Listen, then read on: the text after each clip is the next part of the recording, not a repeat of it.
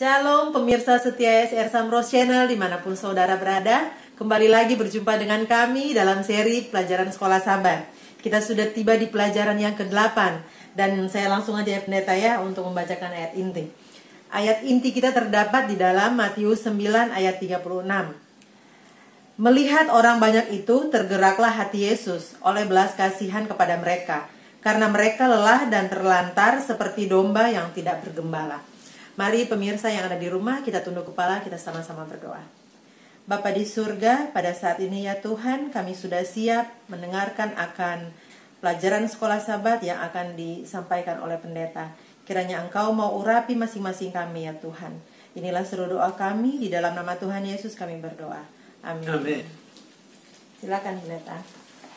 Baik, pemirsa, pelajaran kita, pelajaran yang ke-8, judulnya Melayani seperti Yesus. Saudara-saudaraku, kehidupan Yesus Tuhan kita benar-benar terpusat pada kebutuhan orang lain daripada kebutuhannya sendiri. Yesus Tuhan kita memenuhi kebutuhan fisik, mental, dan emosional orang-orang yang ada di sekitarnya.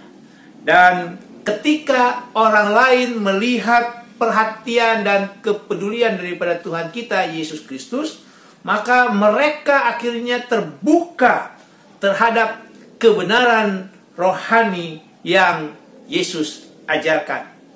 Oleh karena itu, saudara-saudara, kesaksian yang hidup dari satu kehidupan seperti Kristus yang berkomitmen untuk melayani orang lain adalah satu kesaksian yang kuat dari kata-kata yang kita ucapkan dan memberikan kredibilitas kepada kesaksian kita. Saudara-saudara, pelajaran kita saat ini sepertinya sulit untuk diterapkan. Bagaimana pelayanan kita ini bisa seperti pelayanan yang dilakukan oleh Tuhan kita Yesus Kristus. Karena kita ini adalah orang berdosa. Tetapi oleh karena itulah, saudara-saudara, sangat penting bagi kita untuk mempelajari pelajaran kita pada saat ini. Baik, saudara, kita akan masuk ke pelajaran yang pertama, judulnya, Ibu Pendeta. Judulnya Sikap Yesus terhadap orang lain. Sikap Yesus terhadap orang lain. Saudara-saudara, Yesus Tuhan kita selalu mencari yang baik dari diri orang lain. Itulah sebabnya salah satu kritik yang diberikan para pemuka agama pada zaman Yesus tentang Yesus itu adalah, kalau kita bisa baca di dalam Lukas pasal 15 ayat 2, mereka mengatakan bahwa Yesus menerima orang-orang berdosa dan makan bersama-sama dengan mereka, dengan orang berdosa. Inilah kritik yang dilakukan oleh pemuka agama pada zaman itu. Karena agama agama daripada ahli-ahli Taurat dan juga orang Farisi, Saduki ini adalah agama yang lebih merupakan keterasingan daripada keterlibatan. Maksudnya begini, saudara-saudara. Mereka lebih baik menghindar. Kalau di pelajaran sekolah sahabat kita dibilang begini, lakukanlah segala yang kamu bisa untuk menghindari dari terkontaminasi dari dosa. Dalam hal ini, para pemuka agama, orang Farisi dan Saduki ini, mereka menghindari orang-orang yang berdosa. Dan inilah prinsip di dalam kehidupan keberagamaan mereka. Berbeda, saudara-saudara, dengan ajaran Tuhan kita Yesus Kristus, di mana Tuhan kita Yesus Kristus bukan menghindari orang-orang berdosa, tetapi justru Yesus datang ke dunia ini untuk menebus mereka. Yesus tidak menghindari orang berdosa, karena di dalam Yohanes pasal 8 ayatnya yang ke-12, Tuhan kita Yesus Kristus itu adalah apa? Terang dunia. Itulah sebabnya Tuhan kita Yesus Kristus mengajarkan di dalam Matius pasal 5 ayat 13 dan 14. Yang pertama itu dia mengajarkan supaya kita ini menjadi apa? Garam dunia. yaitu kita menjadi orang Kristen yang berkomitmen membuat perbedaan bagi kerajaan Allah, yaitu dengan bertindak penuh kasih dan tanpa pamrih di dalam pelayanan. Lalu yang kedua, Tuhan Yesus mengajarkan kepada kita, kepada murid-muridnya pada saat itu, supaya kita ini menjadi terang dunia, di mana terang itu tidak menghindari kegelapan, tetapi justru untuk bersinar di dalam kegelapan. Terang itu tidak menghindari kegelapan, tetapi justru apa? Menembus kegelapan dan membuat yang gelap itu menjadi apa? Menjadi terang. Jadi pelajaran penting yang pertama, saudara-saudara, bagaimanakah sikap dari seorang pengikut Yesus kepada orang lain, supaya kita bisa menjadi seperti Yesus. Saudara-saudara, sikap dari seorang pengikut Yesus kepada orang lain adalah membuat perbedaan bagi kerajaan Allah dengan berkomitmen untuk bertindak dengan penuh kasih dan tanpa pamrih dalam pelayanan, dan membuat yang gelap menjadi apa? Menjadi terang. Itulah pelajaran kita yang pertama. Kita lanjut pelajaran yang kedua, judulnya Ibu Pendeta. Judulnya perlakuan Yesus terhadap orang lain. Perlakuan Yesus terhadap orang lain. Saudara-saudara, pendekatan Tuhan kita Yesus Kristus kepada orang-orang yang pertama itu adalah hilangkan dahulu perasaan amarah. Itu dulu yang harus kita lakukan, ya. Harus menghilangkan rasa amarah kepada orang-orang di sekitar kita. Kalau ada kita kesal, kita marah. Kenapa? Dengan demikian kata-kata Yesus itu dapat menyentuh hati para pendengarnya. Karena Yesus itu, kalau dia manusia, dia kesal terhadap orang-orang yang berdosa, tapi dia hilangkan dulu rasa amarahnya, sehingga kata-katanya itu dapat menyentuh hati para pendengarnya. Sehingga Lukas, di dalam Injil Lukas pasal 4 ayat 22, dia mencatat di situ, orang banyak heran akan kata-kata yang indah daripada Tuhan Yesus. Kata-kata yang oleh karena sudah tidak ada apa? Amarah yang Tuhan Yesus ucapkan. Jadi saudara-saudara, ketika kata-kata kita memberi semangat dan penuh rahmat, maka kata-kata tersebut memiliki pengaruh positif pada kehidupan orang lain. Oleh karena itu, saudara-saudara, carilah hal-hal yang baik pada orang-orang di sekitar kita. Ya, walaupun kita tahu tidak ada orang yang sempurna, tapi pasti ada yang baik daripada diri orang itu, supaya mereka tahu bahwa kita juga bisa atau menghargai mereka. Dan ingat saudara-saudara, cara kita atau bagaimana kita mengatakan sesuatu itu sama pentingnya dengan apa yang hendak kita katakan. Saya mau ulangi saudara-saudara, cara kita atau bagaimana kita mengatakan sesuatu itu sama pentingnya dengan apa yang hendak kita katakan. Itulah sebabnya hamba Tuhan Rasul Paulus di dalam Kolose pasal 4 ayat 5 dan 6, dia memberikan satu nasihat. Dia bilang begini, hiduplah dengan penuh hikmat. Hendaklah kata-kata kita ini senantiasa penuh kasih, jangan hambar, sehingga kita tahu bagaimana kita harus memberi jawab kepada setiap orang. Jadi agak memang sepertinya sulit ya saudara-saudara. Itulah sebabnya di awal saya katakan ini pelajaran kita saat ini agak sulit. Tapi justru oleh karena itulah kita harus belajar ini, pelajaran pada saat ini.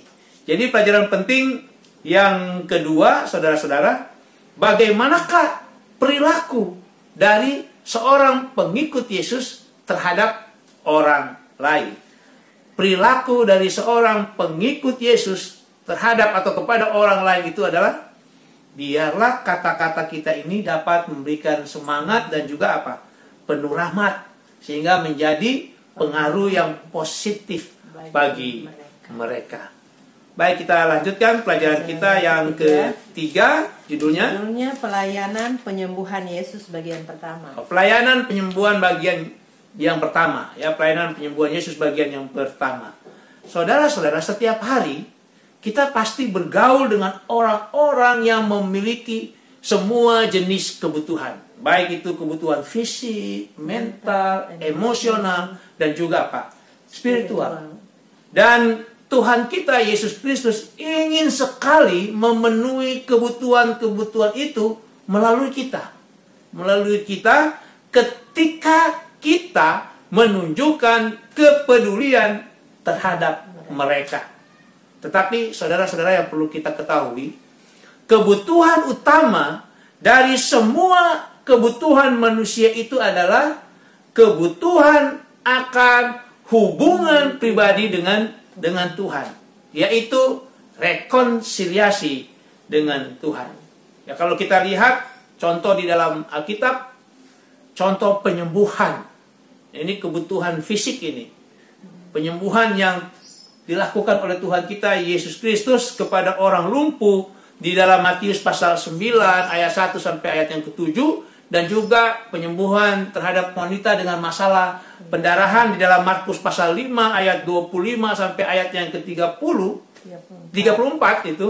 Di situ kalau kita lihat, Tuhan kita Yesus Kristus tidak hanya menyembuhkan mereka itu secara fisik dan emosional, tidak hanya itu. Tetapi Tuhan kita Yesus Kristus juga menyembuhkan secara rohani, kesembuhan rohani. Kenapa, saudara-saudara? Karena kalaupun manusia itu disembuhkan secara fisik dan emosional, pada akhirnya yang namanya orang berdosa ini akan apa? Akan meninggal, akan mati. Oleh karena itu, manusia yang berdosa itu perlu juga disembuhkan, membutuhkan kesembuhan secara rohani, supaya orang berdosa ini akhirnya mendapatkan atau memperoleh kehidupan yang kekal. Mari kita lanjutkan pelajaran kita yang keempat, bagian kedua dari pelayanan penyembuhan Yesus. Jadi saudara-saudara, di dalam pelayanan penyembuhan yang Yesus lakukan itu ada 3 pendekatan pelayanan penyembuhan yang Yesus lakukan. Dan kalau kita baca di dalam Matius pasal 4 ayat 23 sampai ayatnya yang ke-25, dan juga Markus pasal 9 ayatnya yang ke-35, itu ada 3. Yang pertama itu dalam bahasa Inggrisnya disebut dengan teaching. Jadi Yesus mengajar dulu. Lalu yang kedua dalam bahasa Inggrisnya disebut preaching. Kalau di sekolah sahabat kita ini disebut dengan khotbah. Tapi kalau saya pribadi, saya menerjemahkannya dengan menasehati. Jadi setelah teaching, mengajar, Yesus preaching, menasehati, baru ada healing di situ, ada penyembuhan. Kenapa, saudara-saudara? Karena kalau kita baca di dalam Yohanes pasal 10 ayat 10, Yesus datang supaya manusia itu mempunyai hidup dan mempunyainya dalam segala kelimpahan. Inilah tujuan Tuhan kita Yesus Kristus datang ke dunia, memberikan kehidupan yang berkelimpahan, bukan hanya sekedar sembuh secara fisik dan emosional saja. Ingat saudara-saudara, sekali lagi, 3 pendekatan pelayanan yang Tuhan Yesus lakukan. Teaching, mengajar, preaching, menasehati, dan baru healing, ya, baru penyembuhan. Bukan dibalik, bukan healing atau penyembuhan dulu, baru ada pengajaran dan menasihati. Tidak healing dulu baru ada teaching dan preaching, tidak. Tapi teaching dulu, preaching, baru apa? Baru healing. Itulah sebabnya saudara-saudara, kalau kita baca di dalam Markus pasal 1 ayat 32 sampai ayatnya yang ke-39, di situ ada cerita. Jadi setelah Yesus melakukan penyembuhan pada hari itu, keesokan harinya, jadi ingat, Yesus melakukan penyembuhan pada saat itu setelah dia mengajar, teaching, dan menasehati, preaching, baru dia sembuhkan. Nah, keesokan harinya, pada saat Yesus sudah mau siap-siap pergi ke kota lain, untuk mengajar dan menasihati orang-orang di kota lain, ada orang yang datang untuk menerima penyembuhan. Murid-murid bilang kepada Tuhan Yesus, mereka membutuhkan apa? Penyembuhan. Tapi Yesus katakan apa? Yesus, mari kita pergi ke kota lain. Jadi Yesus pada saat itu tidak menyembuhkan orang yang baru datang itu. Ya, saudara-saudara, Yesus tidak menyembuhkan orang-orang yang baru datang pada saat Yesus sudah siap atau sudah mau pergi ke kota lain. Kenapa? Karena Yesus tidak mau hanya menyembuhkan orang secara fisik saja. Yesus rindu orang-orang itu untuk menerima kesembuhan yang sempurna, yaitu memperoleh karunia kehidupan yang kekal. Jadi, di mana saudara-saudara kita perlu mengerti, di setiap tindakan penyembuhan itu adalah kesempatan untuk mengungkapkan karakter Allah. Baru apa? Di dalam tindakan penyembuhan itu dapat memberikan keringanan penderitaan dan akhirnya dapat memberikan kesempatan orang itu memperoleh kehidupan yang kekal. Saya ulangi saudara, di dalam setiap penyembuhan yang Yesus lakukan itulah kesempatan dia untuk mengungkapkan daripada karakter Allah, baru bisa meringankan penderitaan yang dialami oleh orang yang sakit itu, dan akhirnya memberikan kesempatan orang itu secara rohani untuk memperoleh kehidupan yang kekal.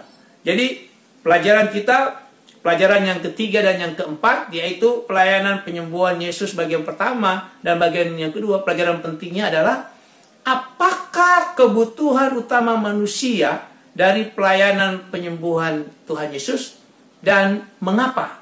Jadi saudara-saudara, kebutuhan utama manusia dari pelayanan penyembuhan Yesus bukanlah kesembuhan secara fisik dan emosional, tetapi apa? Kesembuhan secara rohani. Mengapa? Karena di setiap tindakan penyembuhan itu adalah kesempatan untuk mengungkapkan karakter Allah, baru meringankan penderitaan orang yang sakit itu, sehingga mereka memperoleh kesempatan untuk apa? Memperoleh kehidupan yang kekal. Pelajaran kita yang terakhir. Yang terakhir judulnya yang terpenting bagi Yesus. Yang terpenting bagi Yesus. Saudara-saudara, pesan Yesus kepada murid-muridnya tentang kehancuran Yerusalem dan juga hari-hari sebelum kedatangannya di dalam Matius pasal 24 diikuti oleh 3 perumpamaan akhir zaman di dalam Matius pasalnya yang ke-25. Di mana perumpamaan ini menjelaskan kualitas karakter yang benar-benar penting bagi Yesus untuk orang-orang yang sedang menunggu kedatangannya yang kedua kali. Jadi ada 3 perumpamaan di dalam Matius pasal 25 yang di situ kita bisa melihat kualitas karakter yang Yesus anggap penting bagi orang-orang yang sedang menunggu kedatangannya yang kedua kali. Jadi yang pertama itu perumpamaan tentang 10 gadis, 10 darah.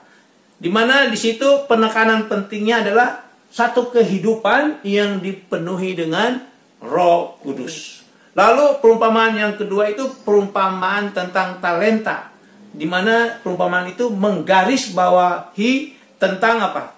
Kesetiaan kita di dalam menggunakan talenta atau yang akhirnya berubah menjadi karunia rohani yang Tuhan berikan kepada kita. Lalu yang ketiga itu perumpamaan tentang pemisahan domba dan kambing yang mengungkapkan bahwa kekristenan yang sejati adalah yang benar-benar melayani kebutuhan mereka, ya. Melayani kebutuhan mereka yang Tuhan Yesus bawa ke dalam kehidupan kita setiap hari. Saya mengulangi saudara-saudara, perumpamaan yang ketiga itu adalah pemisahan antara domba dan kambing, di mana perumpamaan itu mengungkapkan bahwa kekristenan yang sejati itu adalah yang benar-benar melayani kebutuhan orang-orang yang Yesus bawa di dalam setiap kehidupan kita di setiap hari. Jadi saudara-saudara, di perumpamaan yang ketiga ini, meskipun perumpamaan ini berbicara tentang pemenuhan kebutuhan fisik daripada orang-orang yang ada di sekitar kita, tetapi ada sesuatu yang lebih penting dari kebutuhan tersebut. Perumpamaan tentang kambing atau domba dan kambing ini adalah kisah tentang Kristus yang memenuhi kebutuhan jiwa yang terdalam. Dan itu adalah undangan Tuhan kita Yesus Kristus kepada kita, supaya kita bisa menjadi mitra, untuk bermitra dengannya dalam melayani orang-orang di sekitar kita. Jadi pelajaran penting yang terakhir, saudara-saudara, apakah yang terpenting bagi Yesus untuk orang-orang yang menunggu kedatangannya yang kedua kali? Saudara-saudara, yang terpenting bagi Yesus untuk saudara dan saya, orang-orang yang menunggu kedatangannya yang kedua kali, adalah kita harus memenuhi kebutuhan jiwa yang terdalam, yaitu kita bermitra dengan Tuhan dalam melayani orang-orang yang ada di sekitar kita. Demikianlah pelajaran kita pada Sabat ini. Mari kita tunduk kepala, kita berdoa. Bapa di surga, terima kasih. Satu pelajaran yang begitu indah Tuhan. Walaupun secara manusia yang berdosa, sangat sulit kami dapat melayani seperti Engkau Tuhan. Oleh karena itu Tuhan, melalui pelajaran ini, melalui kuasa Roh-Mu yang kudus Tuhan, kiranya boleh dapat memampukan kami, supaya kami dapat melayani seperti Engkau. Memberkati kami semua ya Tuhan, pemirsa yang ada di rumah, dan juga keluarga hamba-Mu ini. Di dalam nama Tuhan Yesus.